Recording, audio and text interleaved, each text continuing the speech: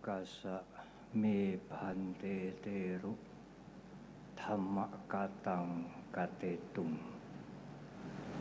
Saya mohon izin untuk menguraikan dhamma kepada para Bante Mahatera.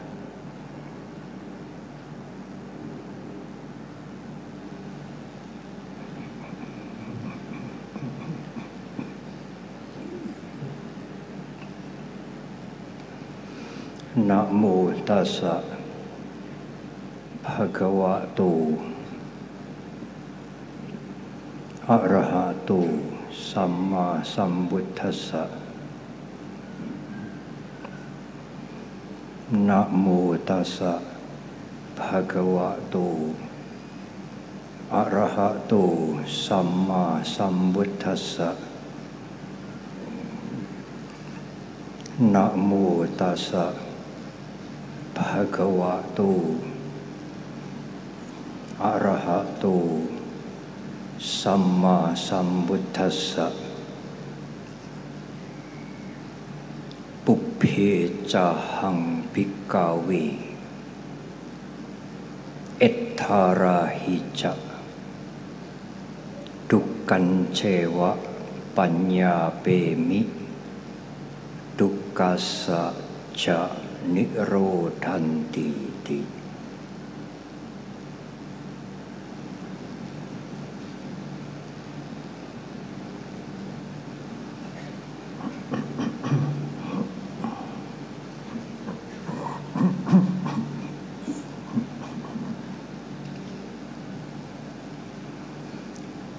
Perkenankan saya menyapa lebih dahulu kepada yang mulia, tamu-tamu kita, para biku dari mancanegara.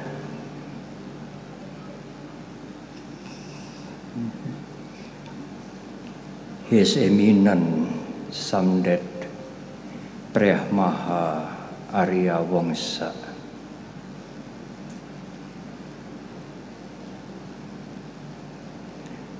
Deputy Sanggaraja Kamboja.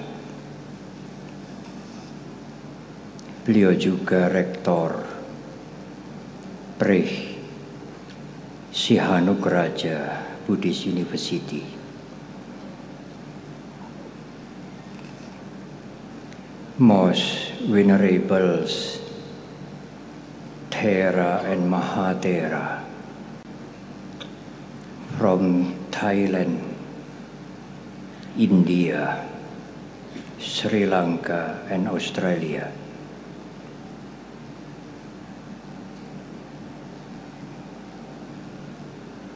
Bapak Dirjen Bimas Buddha Kementerian Agama Republik Indonesia, Bapak Supriyadi, His Excellency the Ambassador of Sri Lanka for Indonesia and ASEAN, Admiral Profesor Jayanat Kombalagi,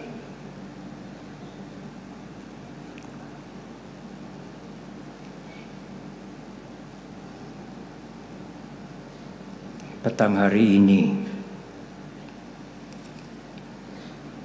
sangat banyak saudara-saudara dekat kami, saudara-saudara kami lintas iman, lintas agama. Kami ingin menyapa semuanya,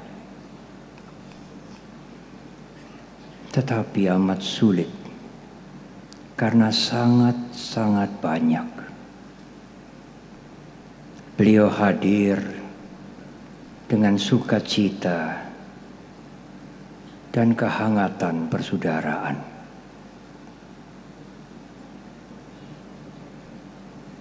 Ketua Umum Sangga Theravada Indonesia, Bhante Supapanyo Mahathera sudah berusaha untuk menyapa semuanya. Demikian juga pada waktu menyampaikan kenang-kenangan. Tetapi perkenankan saya menyapa kembali Bapak Dr. Lukman Hakim Saifuddin, Menteri Agama pada tahun 2014 sampai 2019, saudara dekat kami.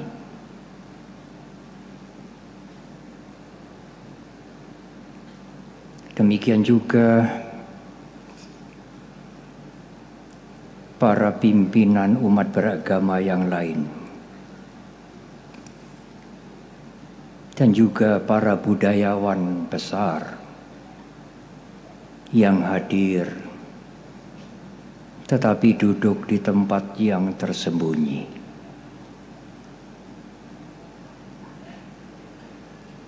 Ibu, Bapak, dan Saudara,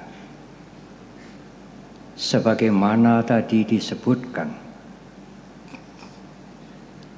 purnama di bulan Asalha atau Asada memperingati tatkala Guru Agung Buddha Gotama mengkhotbahkan ajaran beliau yang pertama.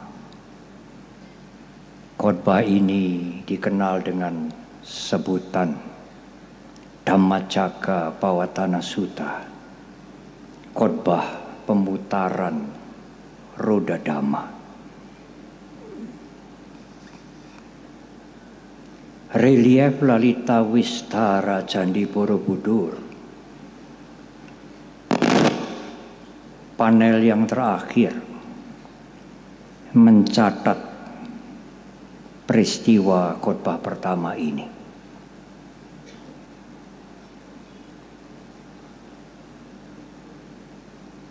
Kemarin pagi, para tamu biku-biku kita mendapatkan izin khusus untuk naik sampai ke puncak Candi Borobudur.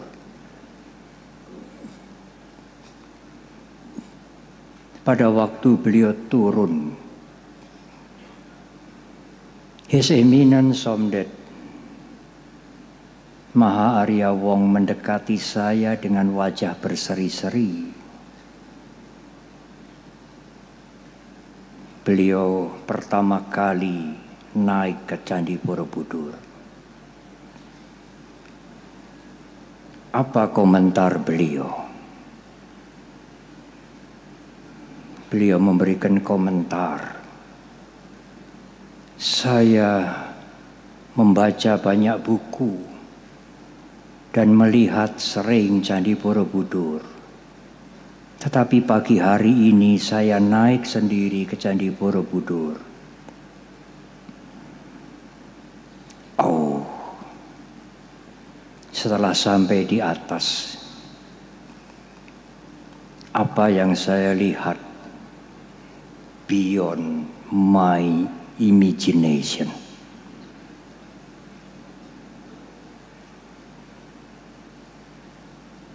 Borobudur yang saya lihat melebihi yang saya perkirakan. Saya sangat terharu, Ibu, Bapak, dan Saudara. Tetapi sebagai biku, saya menyembunyikan keterharuan saya.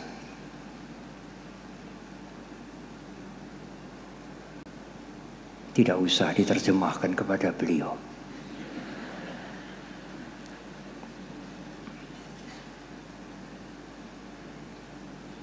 Saudara-saudara,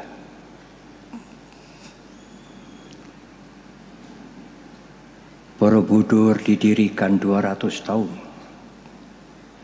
sebelum Angkor Wat. Dan itu berada di bumi Nusantara, di tanah air kita.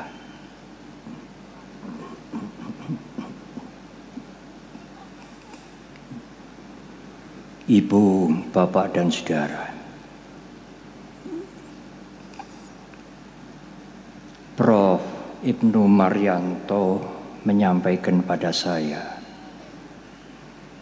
beliau adalah guru besar dan peneliti dari BRIN, bahwa sahabat-sahabat beliau, para budayawan besar juga ingin hadir pada perayaan Asada ini. Antara lain Mas Slamet Raharjo dan Mas Eros Jarot. Mungkin duduk bersama kita tetapi di bagian belakang.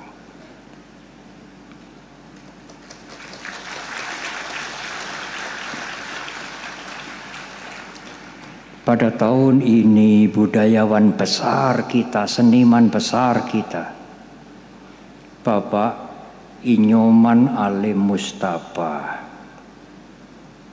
mengkreasi kereta untuk membawa kitab suci Tipitaka yang baru.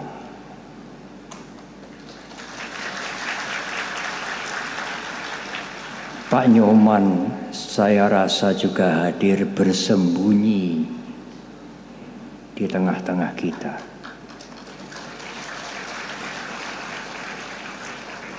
Tetapi juga Mbak Wilis semalam mengirim berita kepada saya, Bante, besok saya didhawuhi panitia untuk mementaskan tari puja. Saya akan mengiringi dengan iringan kula manik. Kula manik artinya keluarga permata. Tetapi panitia berpesan, saya harus mengiringi tarian itu dengan tembang bahasa Indonesia. Kalau saya ada kesalahan, Bante, nyuwun gunging pangapunten. Mbak Wilis adalah seniman besar juga, yang saya mengatakan saya percaya kepada Mbak Wilis. Itulah perayaan atau peringatan Asalha pada malam hari ini. Ibu, bapak, dan saudara,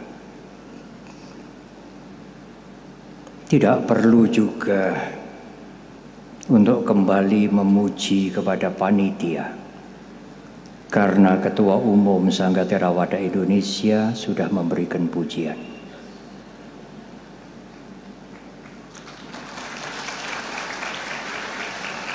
Saya mengerti benar betapa mereka mempersiapkan acara 3 hari ini dengan sebaik-baiknya sejak beberapa bulan yang lalu. Mereka bekerja dengan sungguh-sungguh, dan malam hari ini adalah akhir dari upacara 3 hari.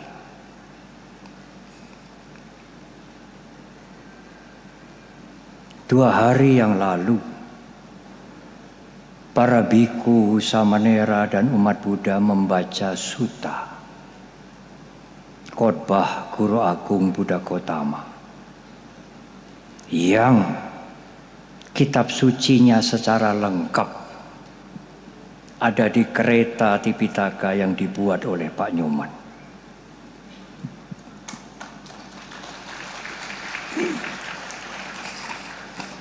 Tetapi sutta yang diulang, khotbah Sang Buddha yang diulang itu hanyalah 10. Sedangkan Tipitaka yang 30 sampai 40 jilid itu menyimpan ribuan suta. Kalau setiap 3 hari peringatan Asada di halaman Candi Borobudur ini hanya bisa mengulang dan menguraikan kembali dalam bahasa otentik, bahasa Pali, dan setiap sore diulang kembali, diuraikan kembali isinya, hanya 10 suta. Kapan ribuan suta itu akan khatam? Kapan ribuan suta itu akan selesai dibacakan? Kalau setahun hanya membaca 10 suta, mungkin 100 tahun belum selesai. Kalau suatu saat Bante Guttadamo dan Pak Tony lahir kembali dalam usia yang 20-30, Bante Guttadamo dan Pak Tony mungkin akan menjadi ketua panitia lagi.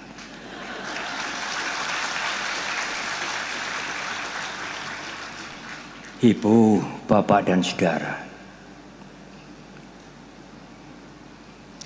rasanya puji-pujian harus selesai. Sekarang tiba waktunya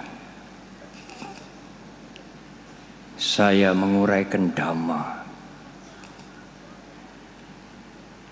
sebagai puncak pembacaan Sutta-Sutta Tipitaka dan peringatan Asalha atau Asada ini. Dengarkan, perhatikan dengan sebaik-baiknya. Ribuan sutta dalam kitab suci Tipitaka, ibu bapak dan saudara, yang sering dikatakan memuat 84.000 topik, 84.000 kanda. Akan tetapi, ribuan sutta dan puluhan ribu topik itu diberikan oleh Guru Agung untuk menjelaskan Dhamma kepada bermacam-macam lapisan masyarakat yang mempunyai kemampuan tidak sama. Akan tetapi, inti ajaran Guru Agung kita adalah Cattari Arya Satchani, 4 kebenaran Arya, yaitu tentang adanya dukkha dalam kehidupan ini yang tidak bisa dipungkiri meskipun disembunyikan. Dan dukkha, penderitaan itu ada sebabnya. Kalau sebab itu dieliminasi, ditiadakan, maka penderitaan juga akan selesai. Dan Guru Agung membabarkan cara untuk melenyapkan penderitaan. Jalan Arya yang berunsur 8. Akan tetapi, ibu bapak dan saudara, kalau 4 kebenaran Arya ini disingkat dengan kalimat yang sederhana, Guru Agung kita menggunakan kalimat pubecahang bikawe etarahica dukan cewa panyapemi dukasa ca nirodhanti. Oh para biku, sejak awal sampai sekarang demikian Sang Buddha menyampaikan, hanya ini yang kuajarkan kepadamu, yaitu tentang penderitaan dan lenyapnya penderitaan. Tidak yang lain.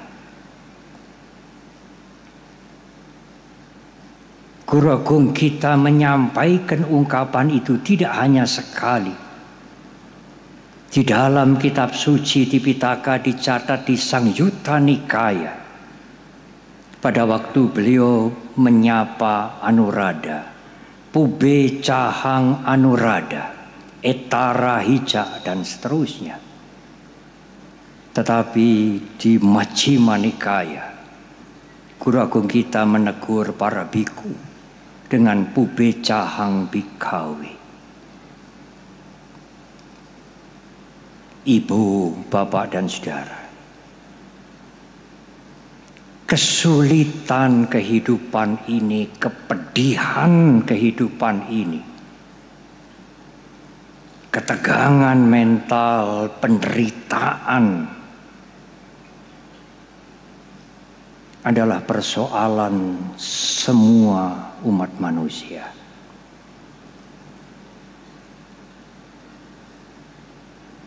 Apakah yang menjadi sebab semuanya itu? Dalam 4 kebenaran Arya, Guru Agung kita menjelaskan kama tanha, bhava tanha, vibhava tanha. Kehausan akan kenikmatan indria. Kehausan akan keinginan untuk menjadi ini, menjadi itu, menjadi ini, menjadi itu. Dan kalau tidak tercapai ingin menghancurkan dirinya sendiri.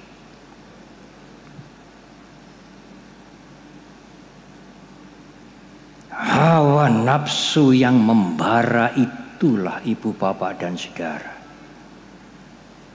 Sebab dari semua penderitaan.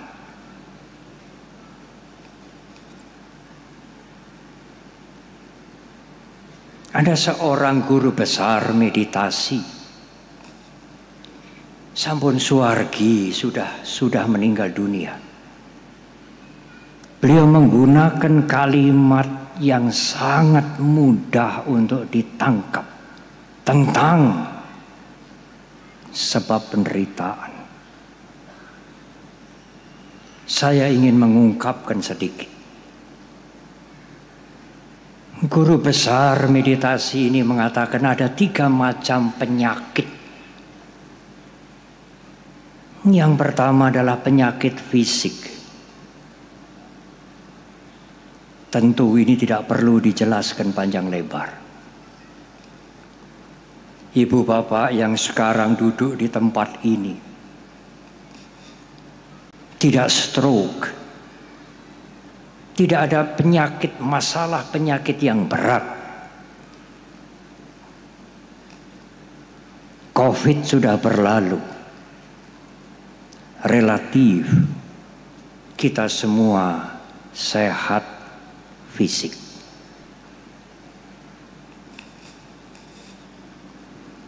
Tetapi suatu ketika kalau saudara bertemu dengan seseorang,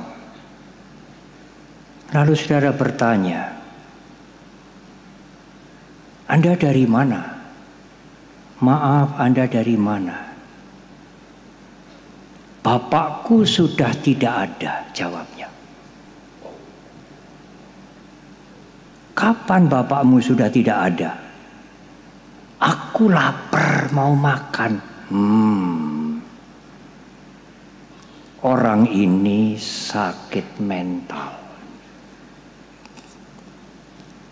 Dokter Rukmono punya pasien banyak seperti itu. Dokter Rukmono rawuh.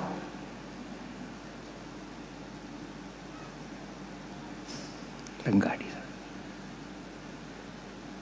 Kita semua yang hadir sekarang bisa menjawab, bisa menyampaikan pendapat dengan berurutan yang baik. Kita semua sehat mental. Tetapi ibu bapak dan saudara, Apakah kita sehat spiritual?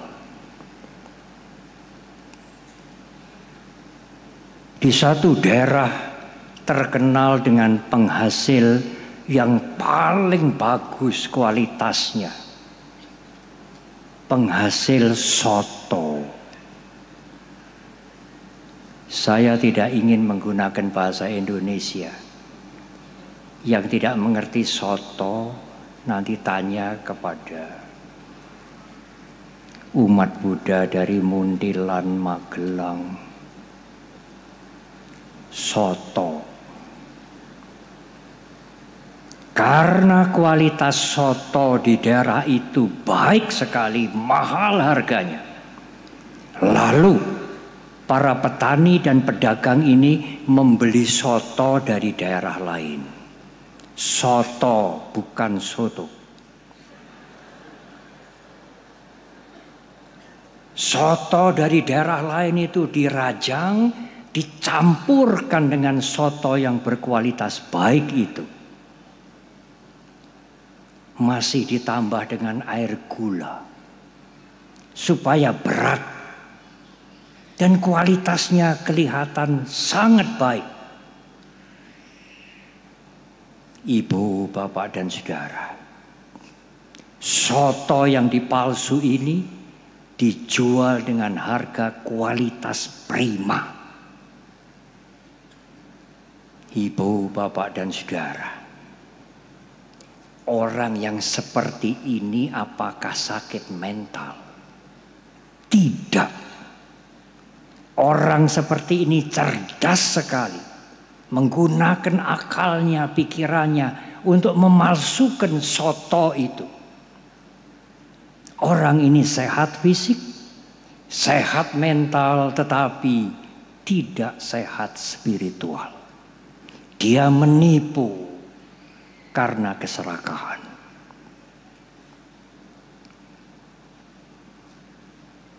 Tidak hanya di dunia petani dan pedagang, ibu, bapak dan saudara. Di dunia pendidikan, kedudukan, kekuasaan, bahkan di lembaga agama, orang-orang yang cerdas, yang pandai, justru mereka membuat hal-hal yang tidak benar. Demikian pandai seolah-olah hal-hal yang dipalsukan itu tampak benar. Bukankah itu sakit spiritual? Sehat fisik, sehat mental, tetapi tidak sehat spiritual. Keserakahan itulah membuat dia berperilaku buruk. Dan kalau usahanya gagal, timbullah kebencian. Ingin menghancurkan yang lain.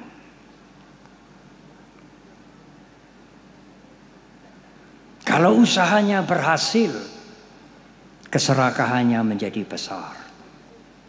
Keakuannya juga menggelembung menjadi besar. Berhati-hatilah ibu, bapak dan saudara.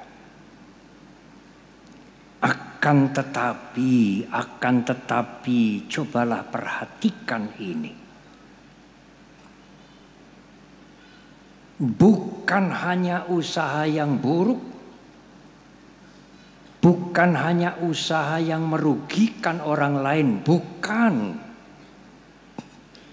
Tetapi keberhasilan dari perbuatan yang baik. Saya ulang sekali lagi, keberhasilan dari perbuatan yang baik, kalau tidak hati-hati, akan menimbulkan keserakahan. Kalau saudara berhasil, saudara sukses di bidang apapun, berhati-hatilah, karena keserakahan bisa muncul. Penyakit spiritual ini akan menyusup dengan sangat halus tetapi sangat cepat. Dalam bahasa Pali disebutkan nati tanha sama nadi. Tidak ada arus yang lebih kencang dibandingkan dengan nafsu keinginan. Dalam keberhasilan, dalam kemajuan, sekalipun itu dicapai dengan cara yang baik, sesuai dengan moral agama, sesuai dengan hukum negara, berhati-hatilah. Keberhasilan bisa memancing keserakahan. Di semua lini, termasuk keberhasilan spiritual. Kalau Anda melakukan olah spiritual, mencapai kemajuan dalam meditasi, juga harus berhati-hati. Kemajuan dalam meditasi pun bisa menimbulkan keserakahan. Dalam Vipassana dikatakan Vipassana upakilesa. Keserakahan yang halus sekali karena keberhasilan spiritual.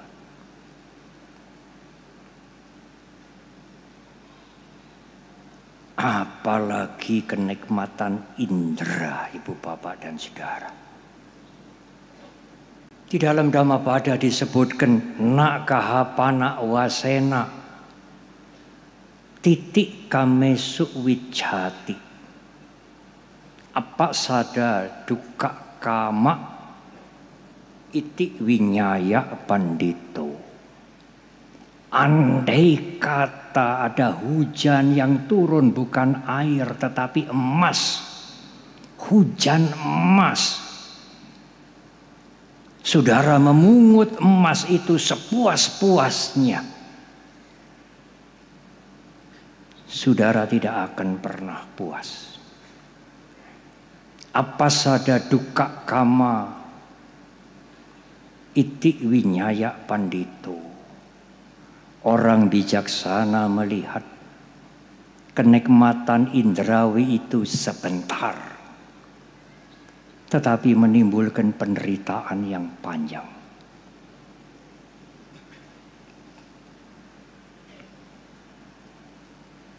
Ibu, Bapak dan Saudara,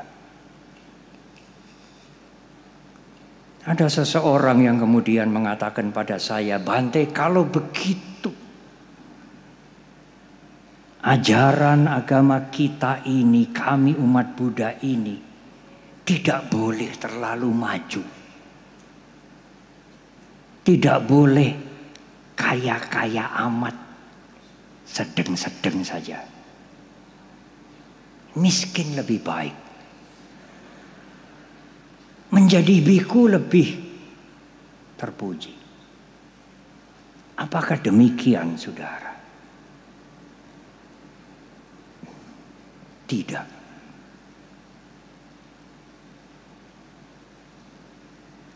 Kalau Anda melakukan hal-hal yang baik, yang benar, berusaha dengan baik dan benar,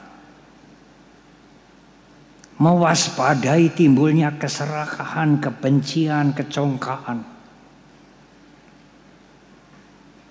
Anda bisa memiliki lebih. Guru Agung tidak mengajarkan Anda untuk hidup menjadi orang melarat. Tetapi jangan gundeli. Mboten pareng gundeli. Karena semuanya itu owah gingsir. Pada saat Anda gundeli, mencengkeram yang tidak kekal, saat itulah Anda akan menderita. Apa toh saudara di dunia ini yang kekal? Tidak ada. Semuanya tidak kekal. Mengapa kita ngundeli?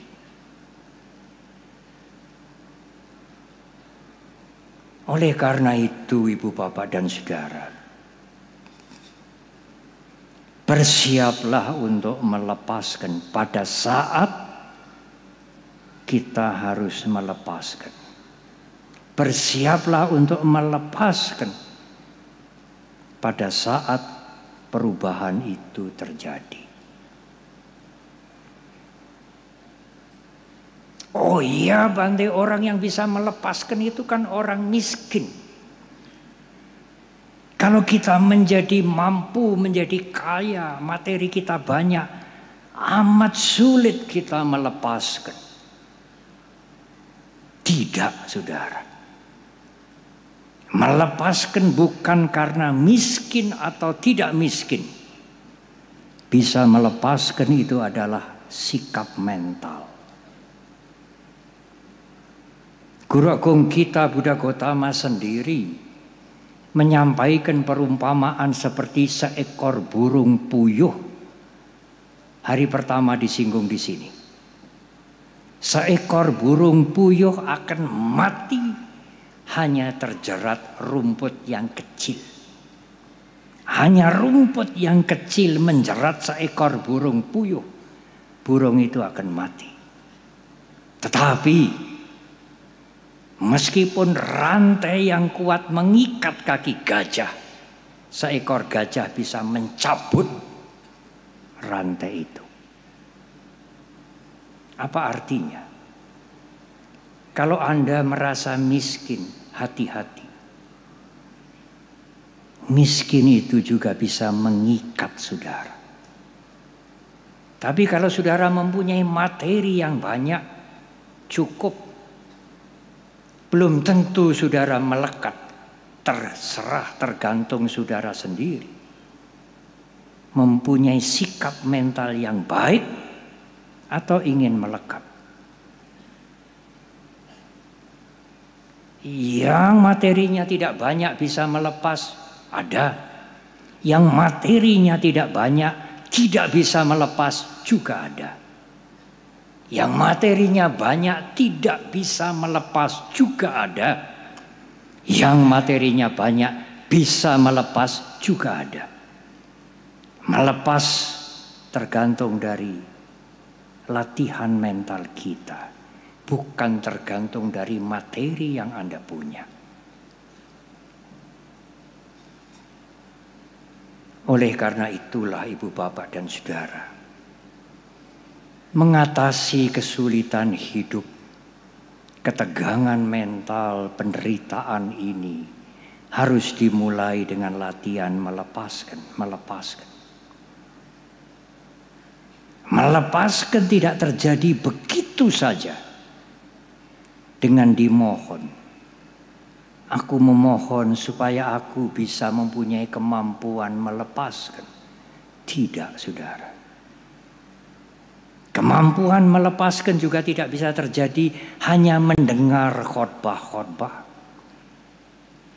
Kemampuan melepaskan harus dilatih dengan memberikan dana, bantuan, peduli kepada siapa saja yang memerlukan bantuan kita. Memberi, benar-benar memberi, untuk mengurangi keserakahan, kebencian, keakuan. Karena keserakahan, kebencian, keakuan itulah yang membuat kita melekat. Memberi tanpa pamrih. Berdana dengan tidak mengharap pahala. Hanya untuk membersihkan hawa nafsu yang mengotori batin kita. Keserakahan, kebencian, iri hati, keakuan, kecongkaan, dan lain-lain.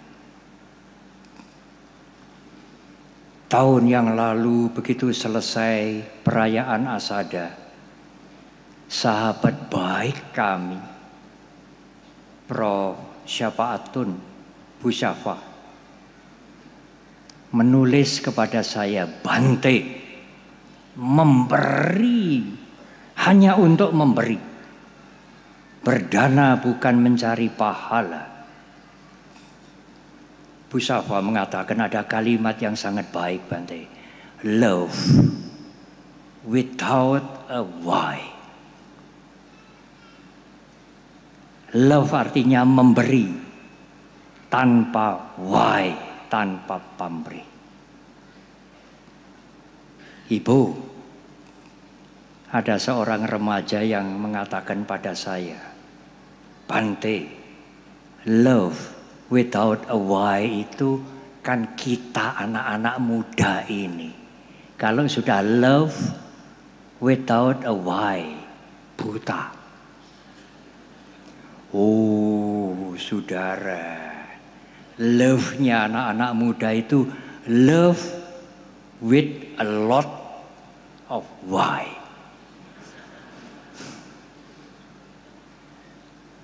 Ibu, bapak dan saudara, setahun yang lalu juga, pada waktu meresmikan Wihara Mahasampati, di sini ada umat dari Medan.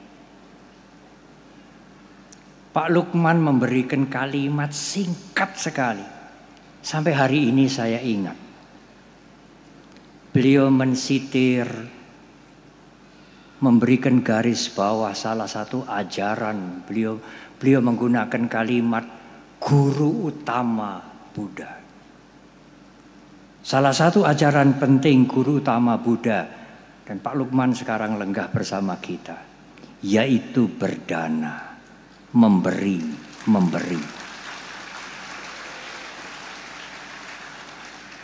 Saya juga teringat kepada Romo Agung. Beliau kuliah, di Hong Kong University, di program S3. Mengerti sekali beliau agama Buddha. Bisa menguraikan bagaimana keserakahan kebencian dengan abidama lebih baik dari saya. Beliau adalah pastor paroki Mundela.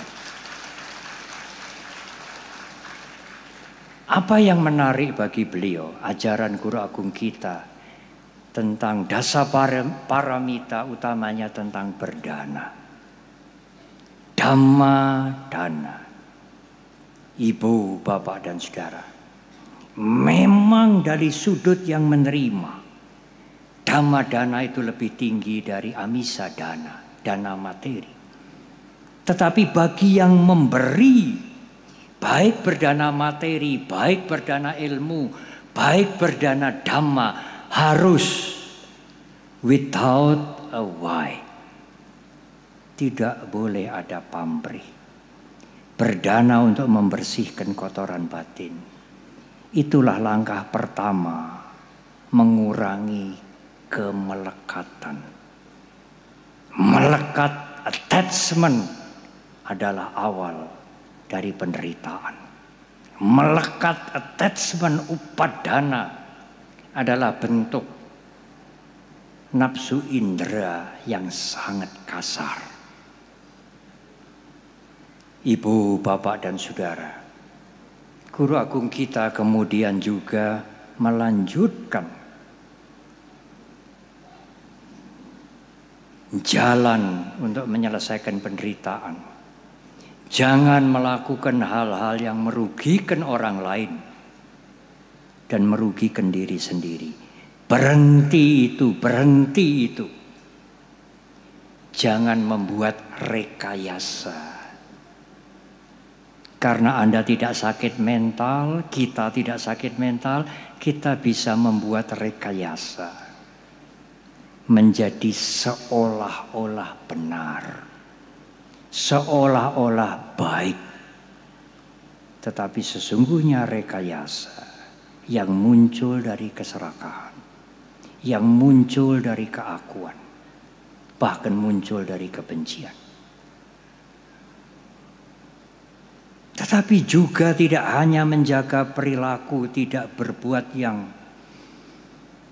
merugikan orang lain dan merugikan diri sendiri, tetapi juga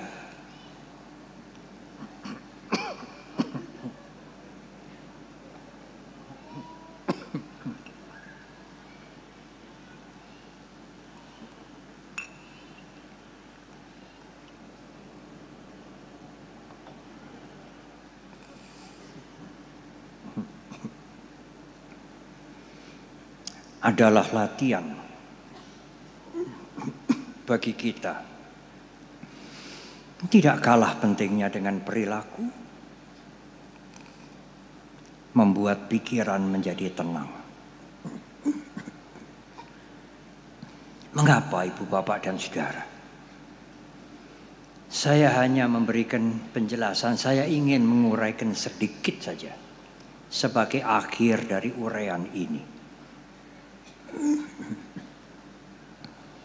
Kalau pikiran Anda tidak bisa tenang, tidak ada latihan pada saat-saat tertentu untuk membuat pikiran ini tenang. Tidak ada latihan itu, Anda abaikan itu. Pikiran yang mendidih, pikiran yang bergolak, seperti air yang mendidih. Anda tidak bisa melihat wajah Anda sendiri dengan jelas.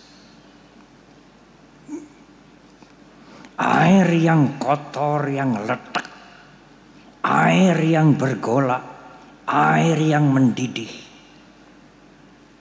Tidak mungkin Anda akan melihat wajah Anda dengan jernih. Pada saat air itu menjadi tenang, pada saat kotoran itu mengendap,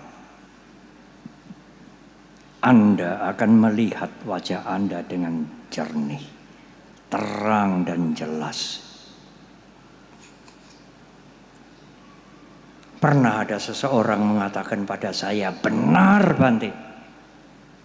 Saya kaget suatu ketika. Saya melihat ke air. Kok saya memakai mahkota?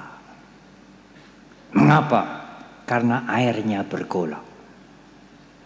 Air yang bergolak membentuk mahkota di kepala saudara. Air yang jernih memantulkan muka wajah saudara yang sebenarnya. Jernih dan bening.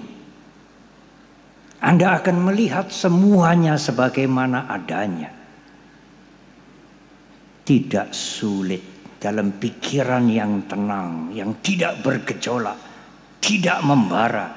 Pikiran yang tenang tidak sulit menerima perbedaan, keberagaman dengan ketulusan hati. Hanya pikiran yang tidak tenang, yang bergolak karena kebencian atau karena keserakahan, Anda sulit menerima yang lain. Karena Anda menganggap yang lain itu berbeda dengan saya. Keberagaman dan perbedaan di dalam bahasa Pali dikatakan dhammata. Alami, sangat alami. Siapa yang bisa memungkiri perbedaan? Siapa yang bisa menolak keberagaman? Pikiran yang jernih akan menerima perbedaan dan keberagaman dengan ketulusan hati. Pikiran yang jernih, tenang karena ada sati awareness. Kalau sati muncul, sampajanya, wawasan yang jernih akan muncul. Kalau satinya absen, awareness-nya absen, keberhasilan baik saudara juga akan memancing bahaya.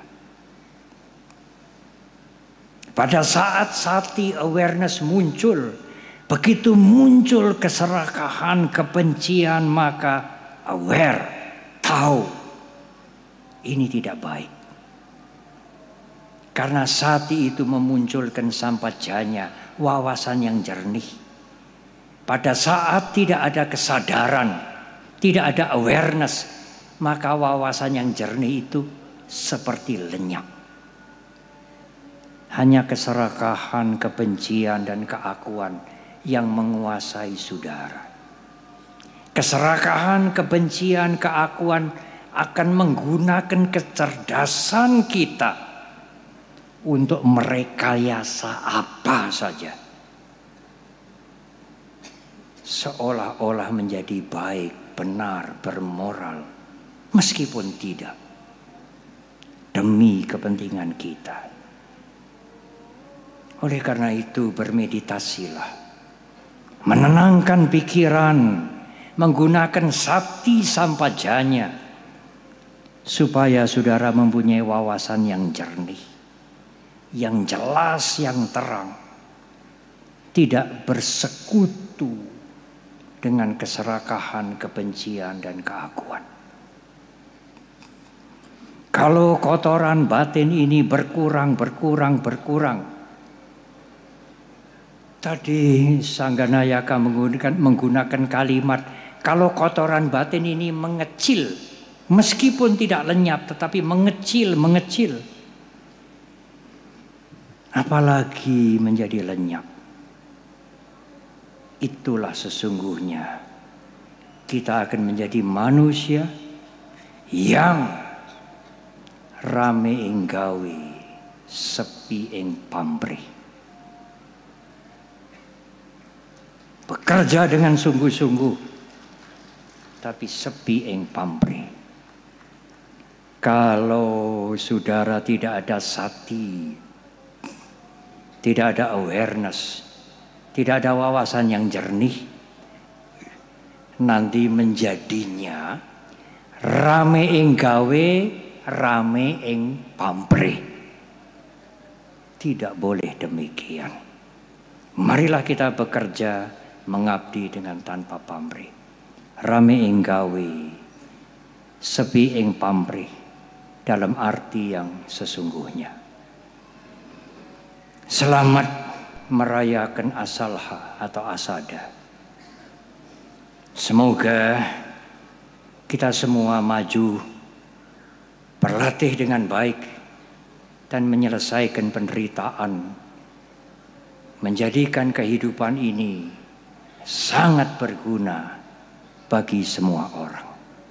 Semoga semua makhluk berbahagia. Terima kasih.